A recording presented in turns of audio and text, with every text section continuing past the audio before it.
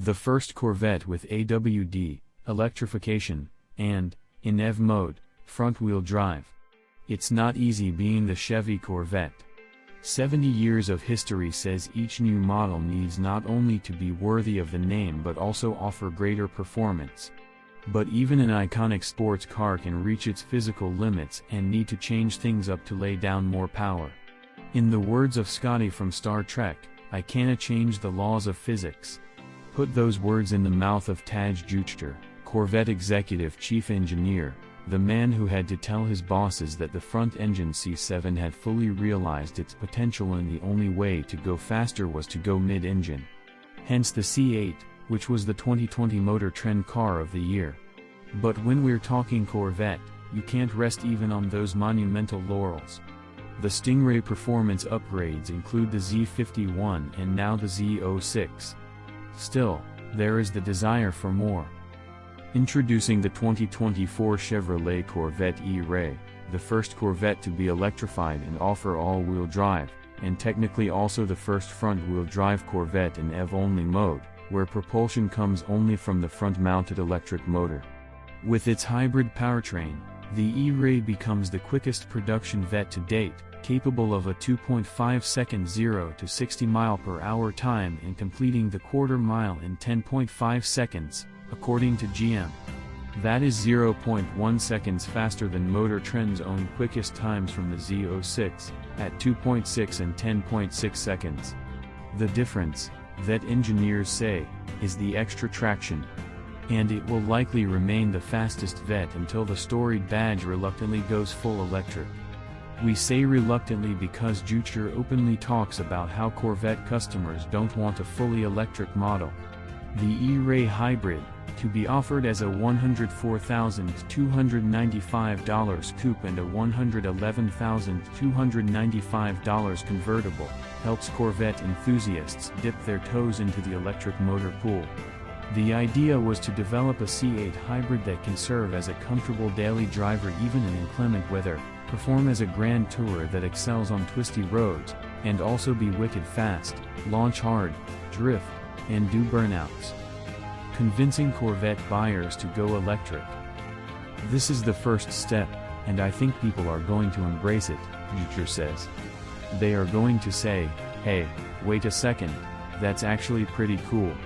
I'm getting some EV benefit, and I'm not losing anything." There never was a plan for a plug-in hybrid, that would be a bridge too far.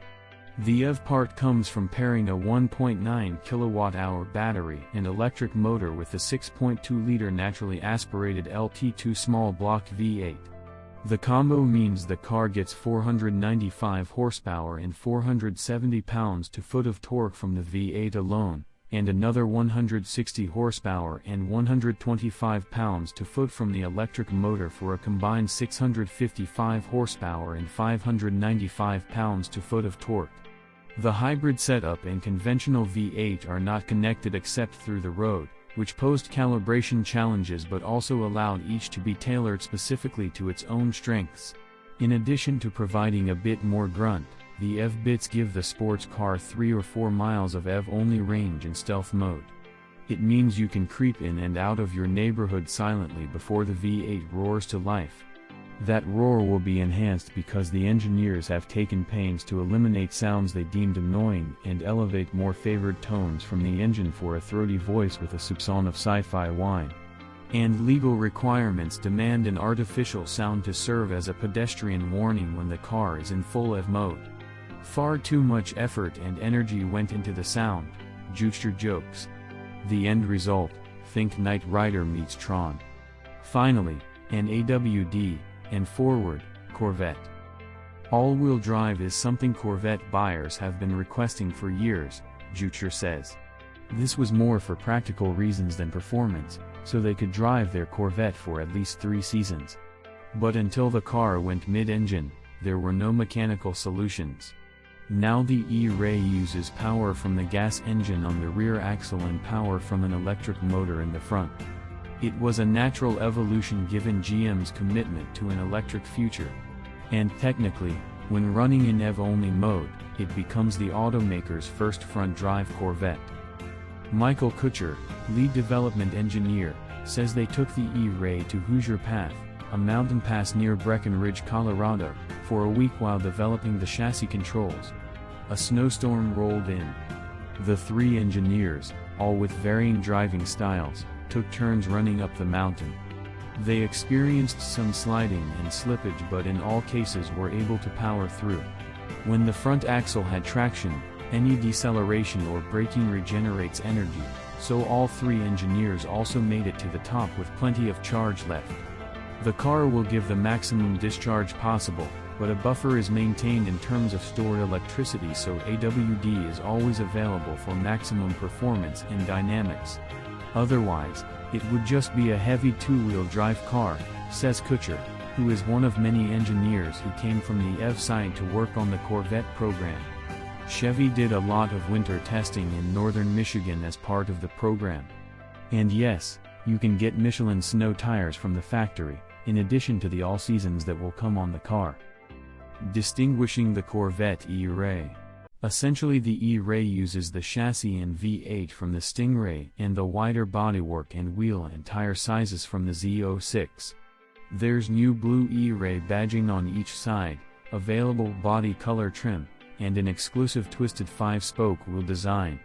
Chevy will also offer options such as an electric blue stripe kit, black exhaust tips, and carbon fiber ground effects, wheels, and trim finishes.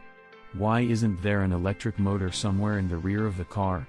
There simply isn't enough room between the engine and transmission, and the team wasn't about to go down to a V6, says Chief Engineer Josh Holder. The tunnel between the seats is filled with batteries and was designed to do so from the start of the C8 program, which always included plans for a hybrid and a pure EV version. You can't fit any more batteries into that tunnel, and making it wider was not an option due to seating constraints. The tunnel, the dimensions of which have been defined since the C5, is also structural, providing the torsional stiffness needed to offer a hardtop convertible as well as the coupe with a removable top. More energy-dense batteries could maybe provide 8 miles of electric range in the future but would not necessarily enhance performance, Holder says. There is no one-pedal drive, nor would it fit the character of the car, Jucher says. Even stop-start, courtesy of a new lightweight lithium-ion 12-volt battery, was hugely controversial among enthusiasts fighting even the smallest step into electrification. We fully expect our customers to be upset, the longtime Corvette engineer says, noting there is a button to turn it off. Corvette fans will be glad to know the E-Ray has standard magnetic ride control 4.0 with 3 suspension settings, as well as staggered 20 and 21-inch wheels with Michelin Pilot Sport all-season tires. Michelin Pilot Sport 4S summer tires are available as part of a performance package. Benefits of the hybrid. The E-Ray's simple hybrid predates GM's Ultium technology for its pure EVs. The Corvette hybrid can only run in EV mode up to 45 miles per hour, if the battery has enough juice and you aren't greedy with your torque demands. But the beauty of the small hybrid system and its power-optimized battery is that you can put energy in and take it out almost as quickly as if they were ultracapacitors. It's hard to get home without the battery fully charged, Jucher says. The hybrid system assists all the way to 150 miles per hour, at which point the front motor gets disconnected. The vehicle targets an 80% state of charge, but touching the Charge Plus button prioritizes maximum energy regeneration to 100% charge for extended lapping at the track. The car maintains a slightly larger buffer of power to tap for continued corner exits. You can switch off Charge Plus for a final hero lap that will fully deplete the battery to its safety buffer. It's worth mentioning again, due to the buffer, the car will never randomly become rear drive, which is important, say, at the apex of a corner on throttle. Fuel economy efforts. The wide body hurts aerodynamics, and the extra motor, lithium-ion battery, and other components add weight. Essentially, the fuel economy gains from hybridization are cancelled out, Jucher says. The car has not been EPA rated, but he expects the E-Ray's numbers to be similar to the Stingray's 16/24/19 of a mile per gallon in city/highway/combined driving. The wider E-Ray will be less efficient in highway driving but could improve in city driving by 1 mile per gallon with its ability to regenerate energy and the addition of the stop-start system. Like the Stingray, the E-Ray has active fuel management that can deactivate 4 of the 8 cylinders. The difference is the added torque on the front axle from the hybrid system allows the E-Ray to stay in V4 mode more often. The hybrid arrives as a tweener and a Goldilocks with wide appeal, breaking cover 70 years after the first Corvette made its debut at the Motorama Auto Show in New York City. E-Ray Coupe or Convertible. The Corvette team thinks sales of the coupe and convertible could be evenly split, which is the current case for other C8 Corvettes. But executives say they wouldn't be surprised to see sales skew more to convertibles if E-Rays are bought first and foremost for daily driver/grand tourer use. The 2024 Corvette E-Ray goes on sale in the second half of the year. All Corvettes are built at the Bowling Green plant in Kentucky, and the mix between models is flexible to meet demand. But the plant only builds roughly 40,000 a year, and demand continues to outstrip supply.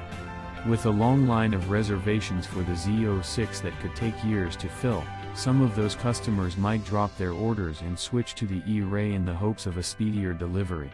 As for the E-Ray name, it was settled on early in the program. It riffs on the fact that Stingrays and electric rays do in fact exist. Designer Kirk Benion says they looked at a lot of aquatic creatures. "We decided against electric eel," says Juchter. "Look up a picture, and you will see why." Goodbye.